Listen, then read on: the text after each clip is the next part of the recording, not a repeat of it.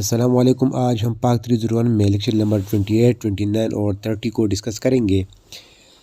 سب سے پہلے یہ جو آخری لیکچر ہے 30، اس میں پورا کورس جو ہے اس کا اوورویو دیا گیا ہے کہ ہم نے کیا کیا چیز پڑھی ہے اس کورس میں، تو لہٰذا اس کو زیادہ ڈیٹیل میں جانے کی ضرورت نہیں ہے۔ بیسیکلی ہمارا فوکس ہوگا لیکچر نمبر 28, 29 پہ، اور یہ دونوں lecture foreign policy of Pakistan کے اوپر بیسڈ ہے، یعنی ہمارا جو ٹاپک ہے وہ ہے فارن پالیسی آف پاکستان۔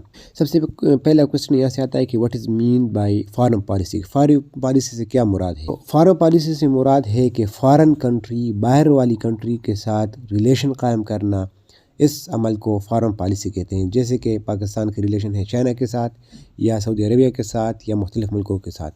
اب سوال یہ ہے کہ ایک اسٹیٹ ہے یا پاکستان کو آپ کنسیڈر کریں، یہ کسی اور کے ساتھ ریلیشن کیوں رکھتے ہیں، فارن پالیسی کیوں رکھتے ہیں؟ تو کوسچن بن جائے گا what are the aims of foreign policy? تو سب سے پہلا ایم ہے کہ اگر ہمارے فارن پالیسی ہوگی مختلف ملکوں کے ساتھ، تو ہمارا جو انڈیپینڈنس ہے یا ہمارا جو علاقہ ہے وہ پروٹیکٹ رہے گا، کیونکہ ہمارے اچھے تعلقات ہوں گے تو وہ جنگ کی صورت جو ہے وہ اختیار نہیں کریں گے۔ اس کے علاوہ مختلف ملکوں کے ساتھ ہم ایگریمنٹ اگر بنائیں گے مختلف سالوں کے لیے، 10 سال کے لیے کوئی ایگریمنٹ رکھتے ہیں، تو اس سے پہلے اچھے تعلقات ہونا لازمی ہے۔ تھرڈ نمبر ایم ہے کہ ملٹری سیٹلمنٹ۔ اگر پاکستان ملٹری مضبوط رکھتے ہیں یا کوئی اور ملک اپنا ملٹری مضبوط اسٹرانگ بناتے ہیں، تو اس کے لیے اکوپمنٹ کی ضرورت ہے، اور اکوپمنٹ جو ہے وہ ایک ملک پورا نہیں کر سکتا، بلکہ بنا بھی نہیں سکتا، وہ مختلف ملک میں بنیں گے، اور اس کے علاوہ وہ وہاں سے منگوانے پڑیں گے۔ لہٰذا اگر تعلقات اچھے ہوں گے تو یہ چیز ممکن ہوگی۔ چوتھے نمبر پہ ہے ٹریڈ پروموشن۔ اگر اچھے تعلقات ہوں گے تو امپورٹ اور ایکسپورٹ بھی پروموشن کرے گا۔ ان دونوں لیکچر میں کچھ اسٹیٹ کے ساتھ ریلیشن کو ڈسکس کیا ہے، جو کہ یہاں پہ میں نے لسٹ بنائے ہیں: یونائٹڈ اسٹیٹ، چائنا، رشیا، سعودی عربیہ، کویت، ایران، ترکی، ایجپٹ، لیبیا، جردان، افغانستان، بنگلہ دیش اور انڈیا۔ ان میں یہ جو میں نے ڈفرینٹ کلر سے لکھے ہیں PDF میں، یہ ذرا ڈیٹیل سے ڈسکس کیے ہیں، اور یہاں سے کوسچن بھی آتا ہے کہ پاکستان اسٹیٹ کے درمیان ریلیشن کو ڈسکس کریں، تو اس کو ڈسکس کرتے ہیں۔ ان ریلیشنز کو ڈسکس کرنے سے پہلے میں آپ کو ان دو لیکچر سے کچھ MCQs اٹھاتا ہوں، جو کہ بہت امپورٹنٹ ہے، MCQs بھی ہے اور آپ کا لیے کانسیپٹ بھی ہے، جن میں سب سے پہلے نمبر پہ ہے UN۔ UN stand for United nation. یہ ہمارے پاس ایک انٹرنیشنل آرگنائزیشن ہے جو کہ ورلڈ وار 2 کے بعد یعنی 1945 میں وجود میں آئی، اور اس کا جو مقصد تھا کہ ورلڈ وار 1 ہوا، 2 ہوا، تو یا لہٰذا اب ہمیں اکٹھے ہونا چاہیے اور ہمیں ملکوں کے درمیان پیس، امن لے آنا چاہیے۔ تو امن تب آئے گی کہ جب بیٹر ریلیشن شپ ہوں گے نیشن کے درمیان، تو یہی آرگنائزیشن، اس ادارے کا مین مقصد تھا۔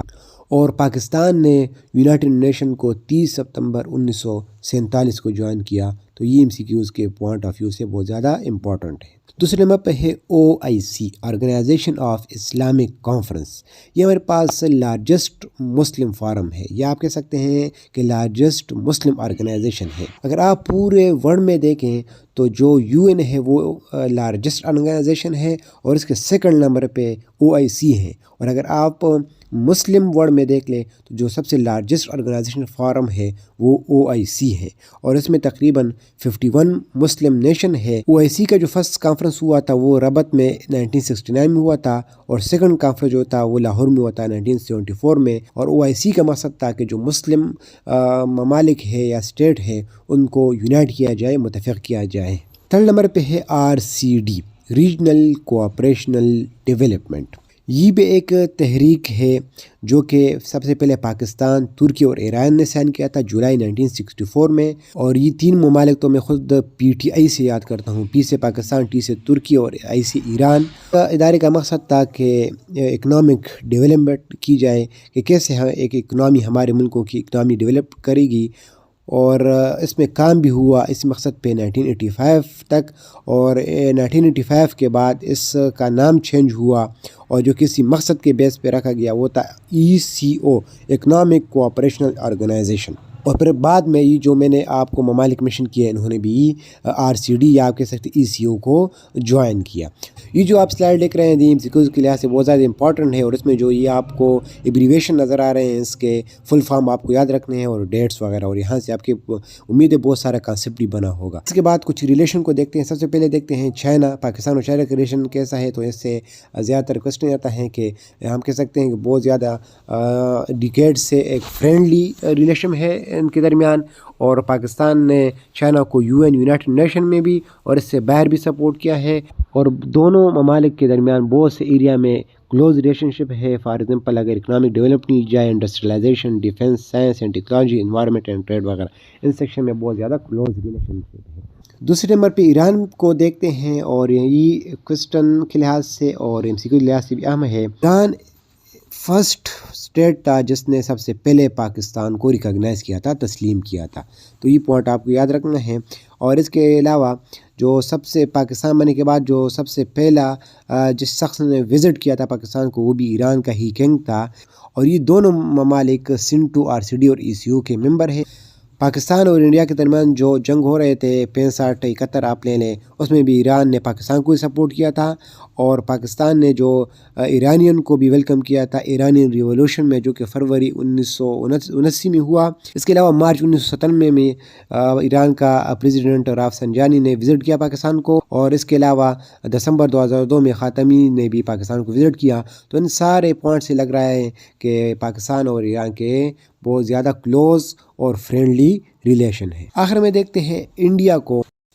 پاکستان اور انڈیا کے ریلیشن بہت پرابلمیٹک ہیں، اور ان کی صورت میں 3 جنگی بھی لڑی ہیں، 1947-48، 1965 اور 1971، اور اس کے علاوہ جو لائن آف کنٹرول ہے اس میں بھی بہت تنازعات ہو رہے ہیں، اور جب بارڈر میں دونوں کے ٹروپس آمنے سامنے ہوتے ہیں تو یہ بھی ایک ٹینشن کا ماحول ہے، اور اس کا جو مین وجہ ہے وہ کشمیر ہے۔ تو امید ہے آپ کو یہ لیکچر سمجھ میں آیا ہوگا۔ Thank you.